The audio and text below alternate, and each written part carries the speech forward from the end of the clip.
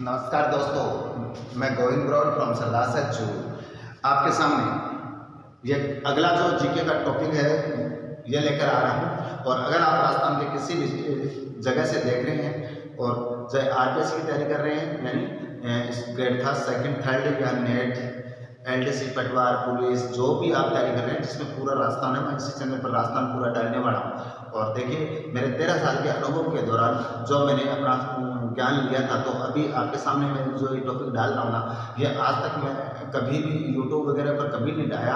और अब ये कोशिश की है कि स्टूडेंट की विशेष मांग थी कि सर आप थोड़ा सा यूट्यूब पर अपने वीडियो डाल करके और हम लोगों को आप थोड़ा सा बता दीजिए। तो आपके सामने कोमलगढ़ दुर्ग में अगर आप वन पार वन रख सके बीएसटी पीटीटी की जो भी तैयारी कर रहे हैं आप इस 5 मिनट के इस वीडियो को जरूर देख लेना। इससे ही संबंधित आपके सामने ना वो क्वेश्चन आएंगे, ठीक है ना। सबसे पहले अगर कुंभलगढ़ की बात करते हैं तो कुंभलगढ़ को बनाया किसने था? देखो, कुंभलगढ़ का जो कुंभलगढ़ है कहाँ पर, तो आपको उत्तर क्या देना है? राजसमंद में, ठीक है ना। उत्तर कहाँ देना है? राजसमंद में। दूसरा प्रश्न क्या पूछ सकता है कि कुंभलगढ़ को बनाया किसने होगा? तो इसका जो प्रारंभिक निर्माता है ना वो आएगा संप्रति। देखिए, संप्रति था, यह संप्रति जैन आता है, जबकि ये किस काल का था? संप्रति जैन तो ये मौर्य काल का था, ठीक है ना। संप्रति जैन किस काल का था? मौर्य काल का था। और इसके बाद में इसका जो पुनर्निर्माण करवाएगा वो करवाएगा कुंभा। कौन करवाएगा? कुंभा। अब कुंभा की जो पत्नी थी ना उसका नाम क्या था? कुंभल देवी था। कुंभा की पत्नी का नाम क्या था? कुंभल देवी। तो इसी कुंभल देवी के नाम पर इस गढ़ का नाम है वो कुंभलगढ़ पड़ गया था। क्या पड़ गया था? कुंभलगढ़ रखा गया था। अब अगला प्रश्न इस गढ़ से क्या आ सकता है? क्योंकि इसकी जो दीवार है, इसकी क्या है? इसकी दीवार, वो दीवार की लंबाई बहुत है, 36 किलोमीटर लंबी दीवार है, ठीक है ना। तो 36 किलोमीटर लंबी दीवार है। इसको क्या कहा जाता है? इस दुर्ग को ही कहा जाता है महान भारतीय दीवार। महान भारतीय दीवार। दूसरी बात यह है कि ये जो दीवार है इसकी वो बहुत लंबी है, इतनी लंबी है कि भारत में सबसे लंबी, और चीन की दीवार के बाद में ये एशिया की सबसे बड़ी दीवार है।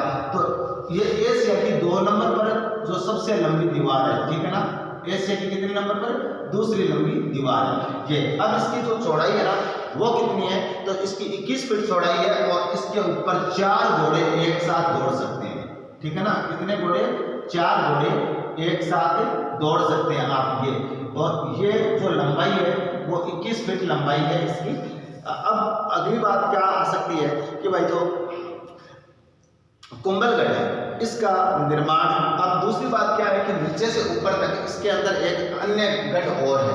देखो, इसके अंदर जो अंतःगढ़ है ना या अंतःपुर दुर्ग, इसके अंदर एक गढ़ है, उसका नाम क्या है? तो अंतःपुर दुर्ग के अंदर गढ़ है, उसका नाम है कटारगढ़। देखो, वैसे जानते हैं कि जो कुंभलगढ़ है, कुंभलगढ़ ये राजसमंद में बनाया किसने? कुंभा ने। कुंभा ने अपने जीवन के अंदर मेवाड़ की धरा के 84 गढ़ों में से टोटल 32 दुर्गों का निर्माण करवाया था। किसने? कुंभा ने। और 32 दुर्गों में से केवल ये दुर्ग है ना जहां पर यह खुद रहता था। अब इसका जो रहने का निवास स्थान कहाँ था? तो ये इसका खुद का जो निवास स्थान था वो कटारगढ़ था। एक तो ये कटारगढ़ क्या था? कुंभा का निवास। एक दूसरी बात है, कुंभा का जो बेटा था उसकी कुंभा का बेटा का क्या नाम था? तो कुंभा के बेटे का नाम था उद्दा। उद्दा है, उसने इसी निवास के अंदर कुंभा की हत्या कर दी थी, ठीक है ना। तीसरी बात कटारगढ़ की क्या आ सकती है कि आप जो मेवाड़ का शिरोमणि या आप राजस्थान का सूरज कह सकते हैं, महाराणा प्रताप, ठीक है ना। कौन है? महाराणा प्रताप। जो महाराणा प्रताप है उनका भी जन्म कहाँ होता है? महाराणा प्रताप का जन्म, वैसे तो बता दूं आपको कि महाराणा प्रताप का जो जन्म है वो 1540 में हुआ था, और वो भी कहाँ होता है? इसी कटारगढ़ के अंदर होता है। कुंभलगढ़ को और क्या कहा जाता है? तो कुंभलगढ़ को कहा जाता है मेवाड़ के राणाओं की शरण स्थली। मेवाड़ के राणाओं की शरण स्थली, ठीक है ना। शरण स्थली ये भी किसको कहा जाता है?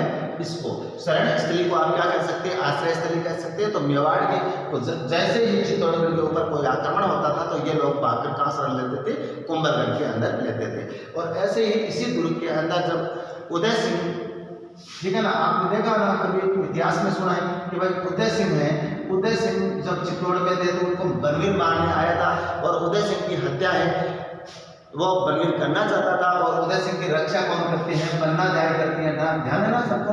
अब पन्ना दाय करती है ना, तो पन्ना दाय उदय सिंह को बचा करके किसके माध्यम से बचाया था? उदय सिंह को किरीट बारी के माध्यम से, ठीक है ना, किरीट बारी, इसके माध्यम से, जो किरीट बारी था ये पतले चुगने वाला था, इसके माध्यम से उदय सिंह को बचा लिया था। पन्ना दाय ने अपने बेटे चंदन को उदय सिंह की जगह रख करके बनवारी के हाथों मरवा दिया था, हालांकि ठीक है ना। उसके बाद में जो उदय सिंह को छोड़ा गया था तो वो किसके पास छोड़ा गया था? आशा देवपुरा के साथ, आशा देवपुरा के पास है ना, वो उदय सिंह को छोड़ा गया था और आशा देवपुरा था वो कुंभलगढ़ का ही था। कुल मिलाकर के ये बात है। अब बात आती है कि जो कुंभलगढ़ का दुर्ग है ना वो किस पहाड़ी पर है? तो याद रखिए कुंभलगढ़ का दुर्ग मैं यहाँ पर आपके सामने लिख देता हूँ, ये जरका पहाड़ी पर है, ठीक है ना, जरका पहाड़ी। और जरका पहाड़ी की खास बात क्या है कि जरका पहाड़ी है ना वो 1421 फीट ऊंचाई पर है और जरका पहाड़ी कहाँ पर है? उदयपुर में। वैसे तो देखो जरका चोटी की बात कर रहा हूँ तब, और बाद बाकी का जो इलाका है ना वो जरका पहाड़ी है, जो कुंभलगढ़ से उदयपुर तक एक लंबी पहाड़ी श्रृंखला है, उसको जरका पहाड़ी भी कहती है और कुंभलगढ़ दुर्ग का वो जरका पर है। वैसे जरका की चोटी है वो उदयपुर में पड़ती है और चोटी की ऊंचाई 1421 है। नेक्स्ट अगर मैं बात करूं कि इस मंदिर के लिए या इस दुर्ग के लिए, तो ये दुर्ग, हाँ भाई बातें मत करो, थोड़ा सा बातें नहीं करेंगे ना आप लोग तो आराम से आपको मैं ये पढ़ा दूंगा। इसमें से जो कटारगढ़ आता है ना, कटारगढ़, और इस कटारगढ़ को क्या कहा जाता है? मेवाड़ की आंख कहा जाता है, मेवाड़ की आंख। और आपकी जानकारी के लिए बता दें कि जो मेवाड़ की आंख किसे कहा जाता है? कटारगढ़ को। मेवाड़ के अंदर उदयपुर, भीलवाड़ा, चित्तौड़गढ़ और राजसमंद ये दुर्ग थे, ठीक है ना। और यहाँ पर जो कुंभलगढ़ प्रशस्ति है वो भी कहाँ पर लिखी गई है? तो ये भी आपको याद रखना है कि कुंभलगढ़ प्रशस्ति ये कहाँ है? तो कुंभलगढ़ प्रशस्ति है वो कटारगढ़ के अंदर है, मतलब कुंभलगढ़ प्रशस्ति है वो भी यहाँ है। अब बात आती है कि कुंभलगढ़ प्रशस्ति का जो रचनाकार था, निर्माता था, वो कौन था? तो कुंभलगढ़ प्रशस्ति का निर्माता का नाम आपको याद रखना है। निर्माता कौन था कुंभलगढ़ प्रशस्ति का? उसका नाम था कान्हा व्यास। क्या था? कान्हा व्यास। और फिर बात आती है कि मैं इस कुंभलगढ़ को पूरे को लेता हूँ, तो देखो चाहे कुंभलगढ़ का पूरा का नक्शा किसने तैयार किया था? तो उसका नाम था मंडन मिश्र। किसका? मंडन मिश्र। यह कुंभलगढ़ दुर्ग का भी तो वास्तुकार था और कुंभलगढ़ प्रशस्ति का भी वास्तुकार था, ठीक है ना। कौन था? मंडन मिश्र। तो शायद मैं समझ रहा हूँ कि इससे संबंधित, इसके अलावा इस के अंदर इस टॉपिक में शायद कोई पर्सन रहा हो, कुंभलगढ़ से संबंधित आपके पास समझ सभी डाटा डाल दिए। नए हो तो चैनल जरूर सब्सक्राइब कर लेना और बेल आइकन दबा देना। डेली 2 वीडियो इस चैनल के ऊपर मैं डाल रहा हूँ, अपना रजिस्टर डाल लेना, आप घर बैठे अपनी तैयारी कर सकते हैं, ठीक है। थैंक्स।